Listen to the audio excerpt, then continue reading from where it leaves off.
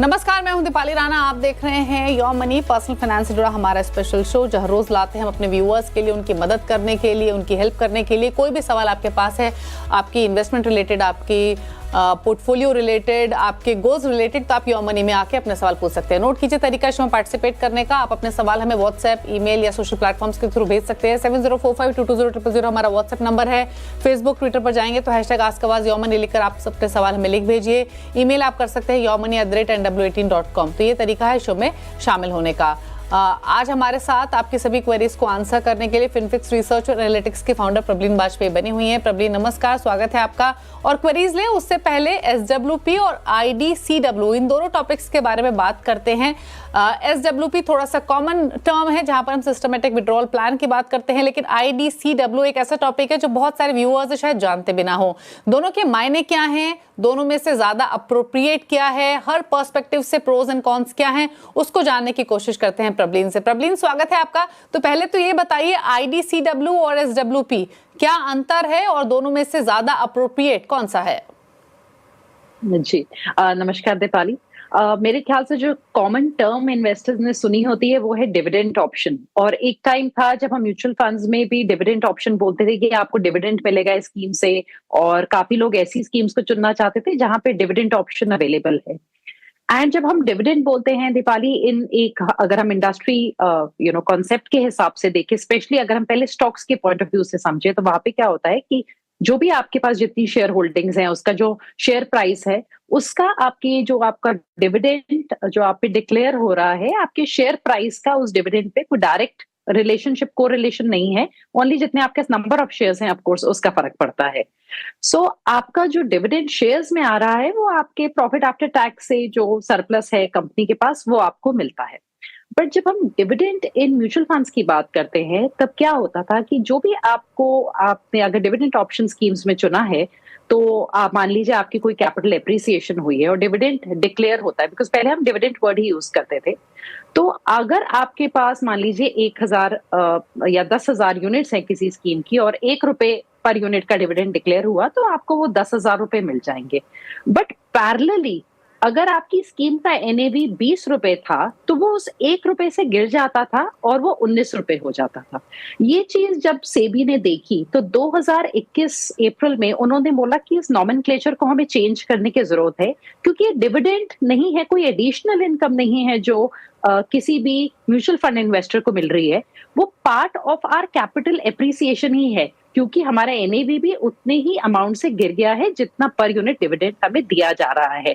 And तब ये term introduce हुआ है IDCW, जिसका फुल फॉर्म है इनकम डिस्ट्रीब्यूशन कम विड्रॉल, जो एक्चुअली सही टर्म है, बिकॉज यहाँ पे हमें एडिशनल डिविडेंड की जगह हमारी ही कैपिटल एप्रिसिएशन को डिस्ट्रीब्यूट किया जा रहा है। So distribution is a better term.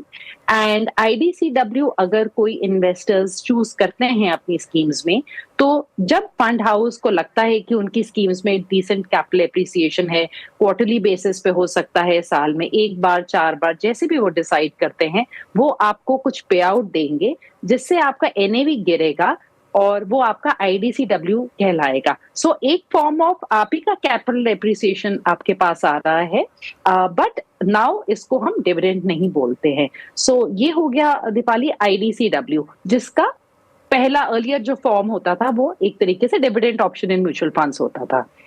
And अगर हम SWP की बात करें, सो SWP हो गया opposite of an SIP। SIP हम लगातार स्कीम्स में अपना पैसा निवेश कर रहे हैं, और जब मान लीजिए बाय 50-60 हमें लगता है कि हमें पैसा निकालना है, तो ऐसा नहीं है कि आप एक दिन जाएंगे, सारी अपनी स्कीम्स बेचेंगे, FD में डालेंगे और आपको इंटरेस्ट इनकम आप अर्न करने लगेंगे। वो अब हम तरीका यूज नहीं करते। The preferred mode is SWP। उसमें जो इन्वेस्टर्स हैं उनके लिए बहुत आसान है कि वो कोई प्री डिसाइडेड अमाउंट चुन सकते हैं। मान लीजिए उनको 50,000 महीने की रिक्वायरमेंट है, तो जो भी उन्होंने कॉर्पस अपने लिए क्रिएट किया होगा, वहां से वो SWP सेटअप करेंगे कि हमें ₹50,000 महीना चाहिए, और वो स्कीम उतने ही यूनिट्स को बेचेगी डिपेंडिंग ऑन द NAV, कि आपको वो 50,000 मिल जाए। तो वो आप ही की जो जमा रकम है वो वापस आ रही है, और इसका आधा हिस्सा जो है आपका कैपिटल एप्रिसिएशन हो सकता है, बाकी आपका असल होगा। तो ये कॉम्बिनेशन होगा कैपिटल एप्रिसिएशन और जो आपका प्रिंसिपल अमाउंट जो आपने इन्वेस्ट किया है उसका। सो ये हो गया हमारा SWP सिंपल तरीके से। ओके अच्छा, एक चीज और जानना चाहेंगे आपसे प्रबलीन, अगर हम टैक्स पॉइंट ऑफ व्यू से देखें तो क्या डिफरेंस है दोनों में, और अगर हम फिक्स्ड इनकम स्कीम के पॉइंट ऑफ व्यू से देखें या फिर कॉर्पस को प्रोटेक्ट करने के पॉइंट ऑफ व्यू से देखें तो किस तरीके से होना चाहिए? जी जैसे कि दीपाली, हम लोगों ने अभी जैसे बात की है कि शेयर्स में तो क्या होता है कि डिविडेंड आपके पास ओवर एंड अबव आता है, तो it's like an additional passive income.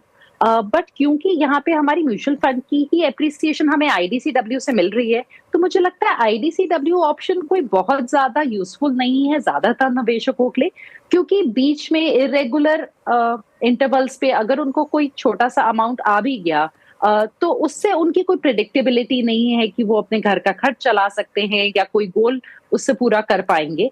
Plus जो ये IDCW है, इसका जो अमाउंट है ये क्योंकि हमारी प्रिडिक्टेबिलिटी में नहीं है, तो ऐसा भी हो सकता है कि साल भर में आपके पास कुछ भी इधर से ना मिले आपको। और इसको हमें अब जो है ये टैक्स होता है आपके स्लैब रेट पे, तो इसको जो फॉर्मेटिंग है from a taxation point of view, ये आपके पास as a taxation point of view से like in the hands of the investor ही टैक्स हो रहा है उनके स्लैब रेट पे, यानी कि उनको कोई टैक्सेशन में भी बेनिफिट नहीं है। बट आई थिंक SWP एक बहुत बेहतरीन तरीका है अपनी कॉर्पस से एक रेगुलर इनकम, जैसे आपने बोला एक फिक्स्ड इनकम के अगर हम कंपैरिजन में देखना चाहें तो मेरे ख्याल से बहुत ही बेहतरीन तरीका है, स्पेशली फॉर योर रिटायरमेंट, कि आप कैसे एक प्रिडिक्टेबल इनकम रखते हुए अपने लिए पैसा निकालते रह सकते हैं। इसको इंक्रीज किया जा सकता है, डिक्रीज किया जा सकता है।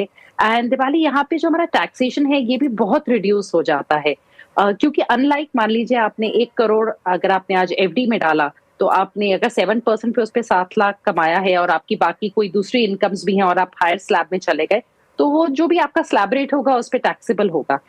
बट SWP में अगर आप बड़ी रकम भी निकालना चाहेंगे, क्योंकि उसमें आपका असल का भी एक परसेंटेज होगा और बाकी आपकी एप्रिसिएशन होगी, तो वहां पे हम जो सिर्फ एप्रिसिएशन अमाउंट है वहां टैक्सेशन देंगे, जो डिपेंड करेगा कि आपने कौन सी स्कीम से SWP किया है। सो हमारी ज्यादातर सलाह होती है कि आप एक हाइब्रिड फंड में SWP करिए ताकि आपको इक्विटी टैक्सेशन मिले। फिर वहां पे हमारा 1 साल बाद वही 12.5% का रूल लगेगा beyond profits of 1.25 lakhs। And अगर आपने किसी डेट फंड से SWP किया है देन आपको टैक्सेबल स्लैब रेट पे टैक्सेशन होगी आपकी। ओके चलिए, तो ये तो बात हुई इस टॉपिक पर। अब फटाफट से क्वेरीज को करते हैं शामिल। और पहले व्यूअर हमारे साथ तो उपेंद्र कुमार मौजूद हैं उत्तर प्रदेश से फोन लाइन पर। उपेंद्र जी नमस्कार, बताइए क्या सवाल है आपका? नमस्कार मैम। नमस्ते, पूछिए अपना क्वेश्चन। जी मैम, मैंने अपना पोलियो भेजा था, चेक कराना था कि क्या इसमें जो स्कीम है वो सही है और टारगेट मेरा जो मैंने रखा है वो समय से हो जाएगा। और एक एक्स्ट्रा फंड मतलब 10,000 की अलग SIP करना चाहते हैं, क्या इन्हीं फंड में इंक्लूड करें या कोई दूसरा फंड लेना है? ओके तो पहले तो मैं आपका पोर्टफोलियो बता देती हूँ प्रबलीन को। पराग पारिक फ्लेक्सी कैप है 10,000 है, Motilal Oswal large mid cap, axis small cap में 10,000 है, कोटक मल्टी कैप में 10,000, यानी 40,000 की SIP है। 40 फंड्स ही इन्होंने लिए हुए हैं। 34 इयर्स इनकी एज है और एग्जिस्टिंग जो पोर्टफोलियो की वैल्यू है वो लगभग 11 लाख है। और जैसे इन्होंने कहा 15% स्टेप अप भी करेंगे और 26 साल का जो इनका टारगेट है। उपेंद्र जी 100 करोड़ का लक्ष्य है आपका? जी मैम। ओके और एडिशनल SIP 10,000 की और कर सकते हैं, राइट? जी जी मैम। इसके अलावा NPS में भी मंथली 10,000 कर रहे हैं। यहाँ भी 11 लाख का कॉर्पस है और यहाँ भी 10% स्टेप अप कर रहे हैं। इंपॉर्टेंट ये है प्रबलीन की 50,000 की इनकी सिप चल रही है NPS में और म्यूचुअल फंड्स में 10,000 और ऐड करेंगे जिसकी वैल्यू अब 60,000 हो जाएगी सिप अमाउंट की। लेकिन इनका टारगेट ओवर अग्रेसिव है, 100 करोड़ इन 26 इयर्स। मैं भी जानना चाहती हूँ कि 100 करोड़ कमाने के लिए 26 सालों में कितने की SIP लगेगी, कैसा पोर्टफोलियो बनाना है, इनके फंड चॉइसेस कैसे हैं, प्लीज बताइए। एब्सोल्युटली, पहले तो इतना अच्छा लग रहा है दीपाली देख के कि उपेंद्र जी हैज सो मच कॉन्फिडेंस जो पूरे म्यूचुअल फंड्स पे दैट इस तरीके का कॉर्पस खड़ा किया जा सकता है। So that's really wonderful. और उनने अच्छी शुरुआत की है क्योंकि 10,000 से पहले अगर हम सिर्फ म्यूचुअल फंड्स को उठाएं, सो बिकॉज ये 10,000 से इंक्रीज करना चाहते हैं तो इनकी SIP just with in mutual funds 50,000 हो जाएगी। अगर हम आज की आपकी SIP को लेके चले 12% के हम रियलिस्टिक रिटर्न्स मान के चले और 26 साल का समय लें, तो आप करीबन 40 करोड़ जमा कर लेंगे इस एसआईपी द्वारा एट 12% रिटर्न्स। और प्लस आपका थोड़ा सा लमसम है, तो उसको भी जब हम जोड़ेंगे तो आपके ऑलमोस्ट 42 करोड़ जमा हो जाएंगे नेक्स्ट 26 ईयर्स में, जो मेरे ख्याल से एक बहुत अच्छी अपने आप में रकम है। जहां तक एनपीएस का सवाल है, एनपीएस में 10,000 जा रहे हैं और हम 10% का इजाफा कर रहे हैं, पर एनपीएस में ऑटोमेटिकली एक एज के बाद आपका इक्विटी कंपोनेंट कम हो जाता है, वो गिराते चलते हैं। तो अगर हम थोड़े कम रिटर्न्स लेके चलें, 9 to 10% की कैलकुलेशंस पे चलें, तो आप 3.5-4 करोड़ तक वहां बना पाएंगे। तो वहां पे आपका बहुत ज्यादा साइजेबल कंट्रीब्यूशन नहीं होगा आपके ओवरऑल जो टारगेट में। अब आते हैं कि आप 100 करोड़ कैसे बना सकते हैं। तो उपेंद्र जी, इसको करने के 2 तरीके हैं, मतलब जो सिंपल एक कैलकुलेशंस मैं आपको दूं कि आज आपकी अगर एसआईपी 70,000 हो और उसका आप 20% स्टेप अप करें, तो ये अचीव हो सकता है नेक्स्ट 26 ईयर्स में। बट ये सुनने में अभी हल्का लग रहा है, बिकॉज 70,000 पे 20% step up first year second year तक भी आपको सही लगेगा, पर जब तक आप 70,000 से शुरू करेंगे और 10th ईयर में पहुंचेंगे, तब तक आपकी मंथली एसआईपी की रकम वो 20% स्टेप अप करते करते करीबन 3,60,000 के करीब हो जाएगी। तो स्टेप अप सुनने में इजी लगता है, बट जब वो एड ऑन होता चला जाता है तब थोड़ा डिफिकल्ट है। बट 70,000 में 20% विल मेक इट पॉसिबल। और दूसरा ऑप्शन ये है कि अगर हम 15% का स्टेप अप करें, तो हमें 1,25,000 की एसआईपी की जरूरत है। तो दोनों कॉम्बिनेशंस थोड़े से डॉन्टिंग हैं, डिफिकल्ट हैं, बट मेरे ख्याल से अगर आप अपने करंट एसआईपीज पे भी डटे रहें और इनमें आप इसको इंक्रीज करें और ग्रेजुअली स्टेप अप करें, तो मुझे लगता है आप बहुत अच्छा बेहतरीन साइजेबल कॉर्पस अपने लिए आगे चल के बना लेंगे।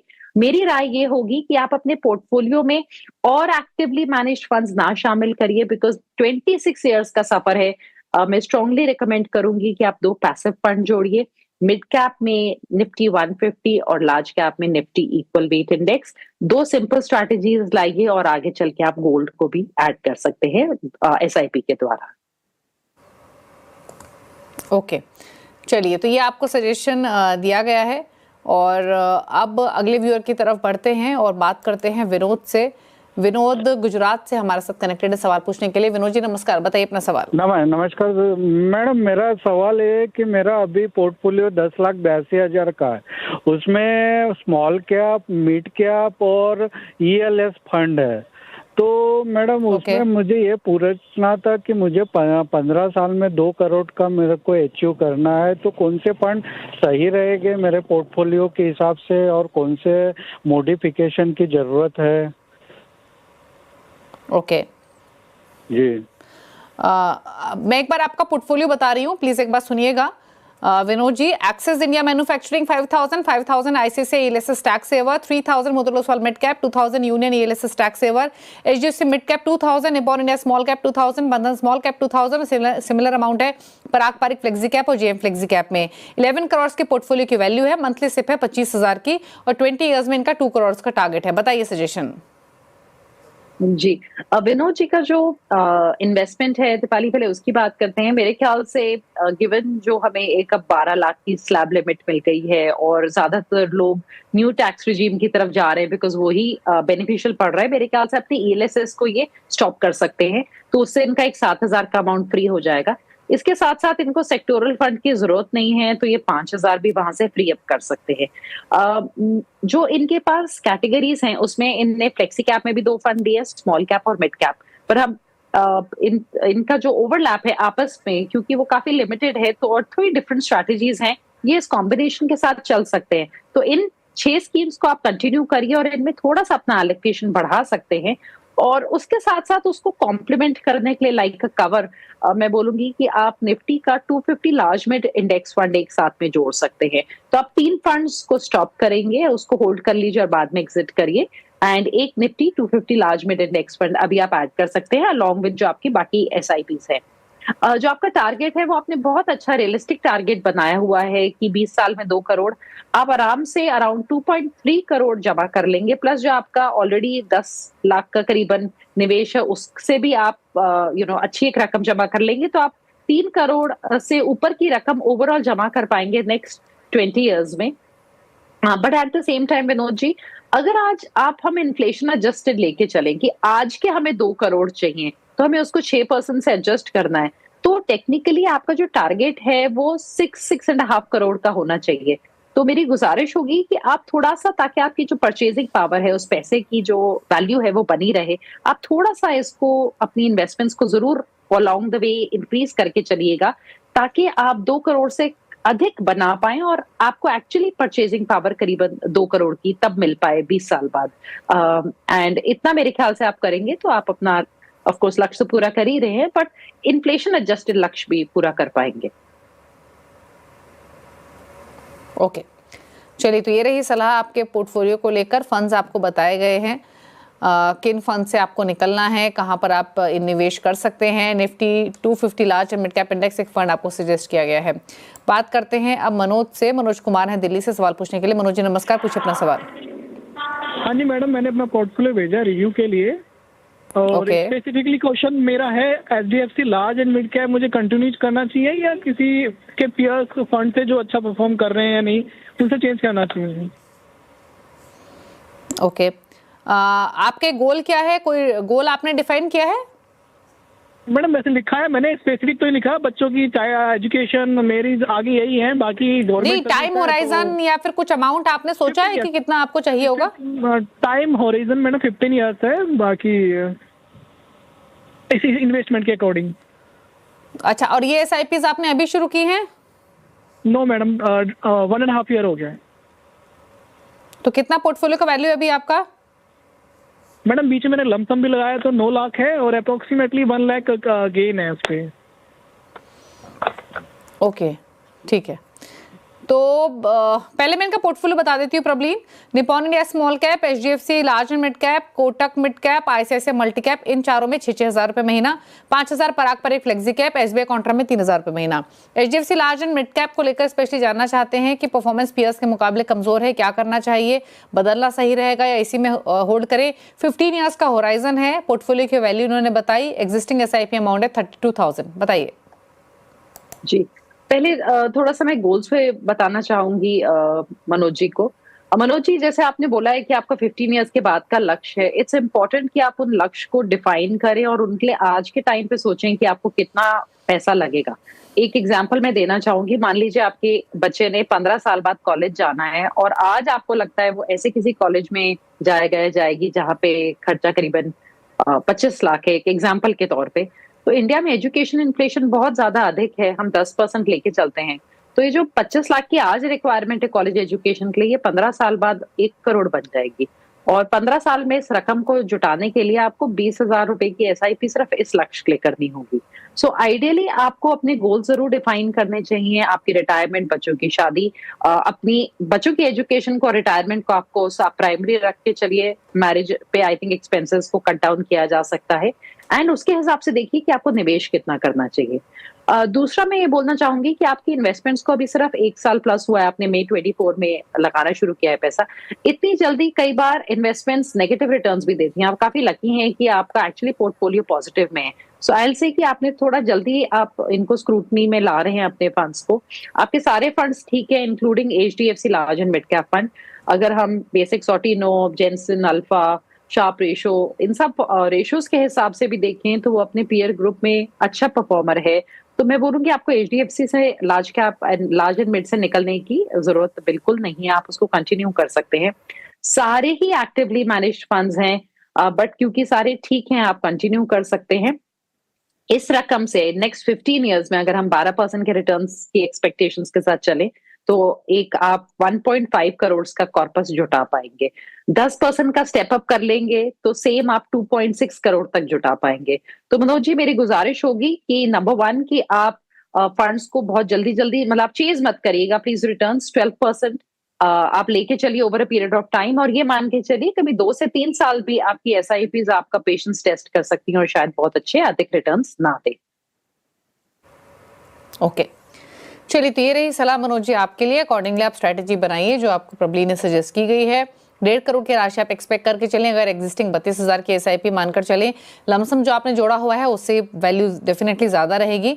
लेकिन थोड़े से बदलाव HDFC लार्ज मिड कैप को लेकर स्पेशली सलाह आपको दी गई है कि आप इस फंड में अपना जो निवेश है उसको कंटिन्यू कीजिए, ये ज़रूरी रहेगा। चलिए रुक रहे हैं इसी के साथ एक ब्रेक के लिए, लौटेंगे तो बात करेंगे कुछ और व्यूअर्स से, लेंगे उनके सवाल भी, जल्द वापस आते हैं।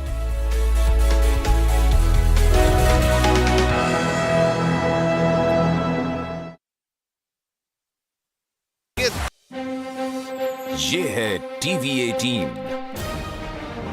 और आप देख रहे हैं CNBC आवाज।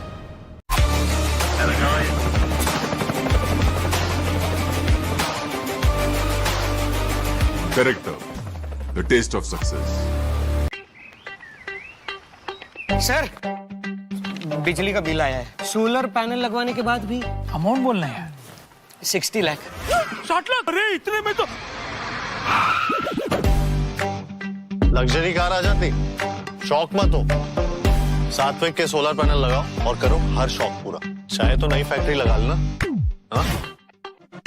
घर हो या फैक्ट्री, बोलता है कार्तिक, सोलर मतलब सात्विक। खराब मौसम में भी काम करता है। त्योहार की खुशियां होंगी double. Hyundai super delight days में आपकी मनपसंद कार्स पर मिल रही है कमाल के डील्स। वैसे लोगे तो आप हुंडई, चाहे दिल की सुनो या डील्स की।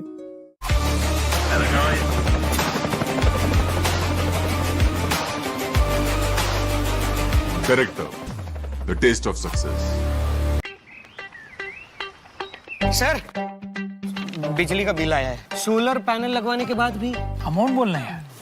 60 लाख। 60 लाख? अरे इतने में तो लग्जरी कार आ जाती।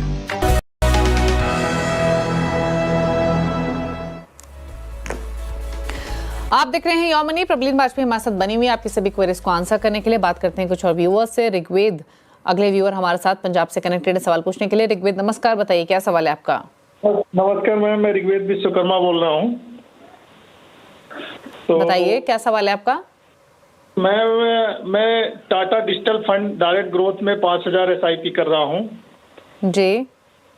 SBI small cap fund growth में 5,000, SBI इलेसिस टैक्स सेवर फंड में 3,000, SBI और इसके अलावा SBI मेगनम चिल्ड्रन बेनिफिट फंड में 3,000 मैम। ओके, तो टोटल तो आपका 16,000 की टोटल SIP। आपके पोर्टफोलियो की वैल्यू कितनी है और क्या टारगेट है आपका? मेरा मैम 1.5 करोड़ का टारगेट है अभी, 12 साल का। 3 लाख पोर्टफोलियो में है। ओके, तो 3 लाख की पोर्टफोलियो की वैल्यू है, 12 साल में 1.5 करोड़ का लक्ष्य है, 16,000 के SIP है। फंड्स के नाम प्रबली इन्होंने बताया ऑलरेडी, बताइए सजेशन। ऋग्वेद जी, आपके बहुत सारे फंड्स SBI म्यूचुअल फंड से ही हैं। 3 फंड्स तो आपके SBI के ही हैं, तो बहुत सारा जो है वो वहाँ पे कंसंट्रेशन है पोर्टफोलियो का इन टर्म्स ऑफ जो आपकी AMC है। और जो आपका चौथा फंड है वो भी एक सेक्टोरल फंड है। तो आपके फंड का कोई ज्यादा कोर बना नहीं हुआ है। तो मेरी राय होगी कि अभी हम इसको थोड़ा चेंज करें। आप इन सारे फंड्स में से सिर्फ एक को कंटिन्यू करिए, जो कि है आपका SBI स्मॉल कैप। उसके बाद आप बाकी सब फंड्स में अपनी SIP को स्टॉप करिए और आप एक ऐड करिए simple large cap index fund Nifty 50 equal weight, एक simple mid cap index fund Nifty 150 mid cap fund, और एक मल्टी कैप फंड कोटक का ले लीजिए, निपॉन का ले लीजिए, या कोई भी अच्छे फंड हाउस का HDFC का ले लीजिए। और इससे आपका पोर्टफोलियो बनेगा 2 एक्टिव फंड्स और 2 पैसिव फंड्स का, और उसके साथ आप अपना आगे एक तो पोर्टफोलियो को कंटिन्यू करिए। दूसरा जो आपका टारगेट है 16,000 की SIP में हम सिर्फ 60 लाख तक जमा कर पाएंगे, तो हमें अपनी SIP को बढ़ाने की जरूरत है। तो या तो हम अपनी SIP को 30,000 तक लेके जाएं और फिर हर साल भी 10% से इंक्रीज करें। तो जो हमारा 1.5 करोड़ का 12 साल में टारगेट है वो थोड़ा स्टिफ पड़ रहा है, तो आपको अपने निवेश को बढ़ाने की जरूरत है। और मेरे ख्याल से आप किसी की सलाह लेके एक बेसिक, जैसे मैंने आपको सजेस्ट किया है, एक कोर बनाते हुए अपनी निवेश में आइए। आपका अभी आपको ना टैक्स सेवर की जरूरत है। जो चाइल्ड फंड है वो भी कोई बहुत आपको अलग से वो नहीं दे रहा है, वो फ्लेक्सी कैप की तरह ही ऑपरेट करता है। और सेक्टोरल फंड तो आपको बिल्कुल ही नहीं चाहिए। ओके, तो चलिए सजेशन आपको दिया गया है आपके पोर्टफोलियो के रिलेटेड, अकॉर्डिंगली आपको प्लान करना है। 60 लाख के आसपास का कॉर्पस आप इकट्ठा कर लेंगे। अगर आपको 1.5 करोड़ का लक्ष्य पूरा करना है तो डेफिनेटली एसआईपी बढ़ाकर 45,000 की करनी होगी। एक साथ बढ़ा सकते हैं, धीरे धीरे भी आप एलोकेशन इंक्रीज कर सकते हैं। और रही बात आपके पोर्टफोलियो की, तो एसबीआई स्मॉल कैप में आप कंटिन्यू कीजिए। बाकी तीनों फंड से आपको निकलने की सलाह दी गई है, चाहे वो टाटा डिजिटल फंड हो, एसबीआई एलएसएस टैक्स सेवर हो या एसबीआई मैग्नम चिल्ड्रन ही क्यों ना हो। आप जिन फंड्स में निवेश कर सकते हो उसमें आपको 4 फंड रखने हैं, 2 पैसिव रखिए, 2 एक्टिव रखिए। फंड्स के नाम आपको बताए गए हैं। अविनाश सूरत से अगले व्यूअर हमारे साथ मौजूद हैं। अविनाश नमस्कार, बताइए क्या सवाल है आपका। नमस्ते मैडम। हेलो, नमस्ते, नमस्ते अविनाश जी, बताइए क्या सवाल है आपका, क्या जानना चाहते हैं। मेरा भी एसआईपी चल रहा है 37,000 का जी। तो अभी पोर्टफोलियो मेरा है 36 लाख का, और नेक्स्ट 16 साल के लिए मुझे 5 CR का टारगेट है। और मेरा एसआईपी भी चल रहा है कि कैन रोबो फ्लेक्सी कैप 4,000 का है, एचडीएफसी मिड कैप 4,000 का है, इन्वेक्स इंडिया लार्ज और मिड कैप 5,000 का है, कोटक को मल्टी कैप 4,000 का है, निपॉन इंडिया स्मॉल कैप 8,000 का है, फ्लेक्सी कैप फंड है, और एचडीएफसी चिल्ड्रन फंड है लॉक इन वाला, वो उसमें भी 4,000 का एसआईपी है। और एक एसबीआई एनर्जी अपॉर्चुनिटी फंड है 4,000 का। ये सब एसआईपी भी चल रही मेरी। टोटल एसआईपी है 37,000 की। ओके, तो फंड्स तो आपने बता दिए अपने, अब आप जानना क्या चाहते हैं अविनाश जी। 15 से 16 साल के लिए मेरा 5 CR का टारगेट है, तो इसमें कुछ ऐड करना पड़ेगा या प्लान में कुछ चेंज करना पड़ेगा। और आपकी पोर्टफोलियो की वैल्यू कितनी है अभी? अभी मेरे पोर्टफोलियो की वैल्यू है 36 लाख रुपए। ओके, ठीक है। तो फंड्स तो इन्होंने बताए प्रबलीन 37,000 का टोटल एसआईपी अमाउंट है जो एलोकेट कर रहे हैं हर महीने। 36 लाख पोर्टफोलियो की वैल्यू है, 5 करोड़ का टारगेट है 15-16 इयर्स। बताइए सजेशंस। जी दीपाली, अगर हम 12% के रिटर्न्स लेके चले in the next 16 years, Avinash ji around 4.2 crore तक आराम से बना लेंगे अपने लमसम और एसआईपी के द्वारा। तो थोड़ा सा शॉर्टफॉल रहेगा, और शॉर्टफॉल को एक 15,000 की एसआईपी से ये पूरा कर लेंगे। वरना इसी में थोड़ा सा स्टेप अप कर लें आगे चल के, बिकॉज अभी टाइम है इनके पास, और थोड़े भी अधिक रिटर्न्स आए तो इनका ये अपने टारगेट के लगभग पास पहुंच जाएंगे। बट एक इंक्रीमेंटल एसआईपी की यहाँ रिक्वायरमेंट है। पोर्टफोलियो काफी फैला हुआ है इस टाइम पे। मेरी इमीडिएट राय होगी कि आप अपना चिल्ड्रंस फंड जो है उसमें और एसबीआई एनर्जी अपॉर्चुनिटीज 2 में जो 8,000 की एसआईपी जा रही है, आप उसको स्टॉप करें। आप बाकी फंड्स को कंटिन्यूड रखें, और उसके बाद कोई और फंड अभी मत ऐड करिए, और आप अपना एसआईपी उन्हीं में बढ़ा लीजिए। एंड गोइंग फॉरवर्ड अगर आपको लगता है जब आप अपना एसआईपी अमाउंट बढ़ाएंगे तो लंबे समय के लिए एक गोल्ड को डेफिनेटली आप ऐड कर सकते हैं, या गोल्ड एंड सिल्वर के कॉम्बिनेशन को ऐड कर सकते हैं। बट 2 एसआईपीज को अभी आप रोक सकते हैं, उनकी रिक्वायरमेंट नहीं है आपके पोर्टफोलियो में। SBI energy opportunities and HDFC children's fund. Okay, तो चलिए ये सलाह आपके पोर्टफोलियो को लेकर दी गई है। अकॉर्डिंगली आप चेंजेस कीजिए अपने पोर्टफोलियो में, एलोकेशन बनाना पड़ेगा अपने 5 करोड़ के लक्ष्य को हासिल करने के लिए।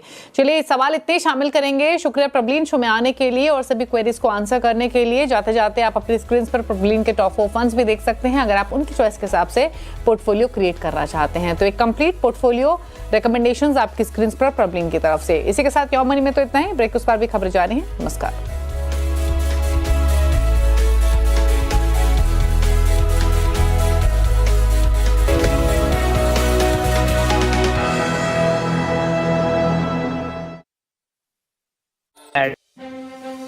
ये है टीवीए टीम और आप देख रहे हैं सीएनबीसी आवाज। सर, बिजली का बिल आया है। सोलर पैनल लगवाने के बाद भी अमाउंट बोलना है 60 लाख। 60 लाख? अरे इतने में तो लग्जरी कार आ जाती।